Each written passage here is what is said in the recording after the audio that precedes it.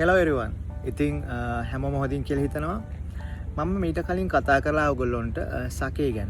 ඉතින් සකේ ගැන කතා කරද්දි ගොඩක් අය තියෙන ප්‍රශ්නයක් තමයි මේ සකේ අපි කොහොමද තෝරගන්නේ? මේකේ තියෙනවා dry style සකේ තියෙනවා, sweet style සකේ තියෙනවා, සකේ එතකොට mineral styles තියෙනවා. මේ වගේ ගොඩක් සකේ කැටගරයිස් වෙද්දි කොහොමද සකේ එකක් dryness එකෙන් සහ sweetness එකෙන් තෝරගන්නේ? හරිම සරලයි.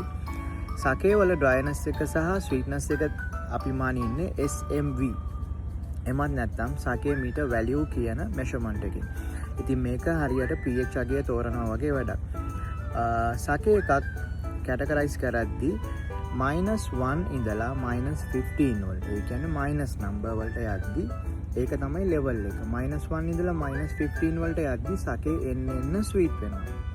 ඒ කියන්නේ සකේ -1 2 3 5 -10 11 12 වගේ යද්දී ඒක තනිකරම ස්වීට් වයින් එකක් වගේ ස්වීට්. +1 ඉඳලා +15 වලට යද්දී සකේ එක එන්න ඩ්‍රයි වෙනවා. ඒ කියන්නේ ස්වීට් ලෙවල් එක අඩු වෙලා more dry more umami ඊට පස්සේ more mineral style වලට යනවා ප්ලස් නම්බර්ස් යද්දී +1 ඉඳලා +15.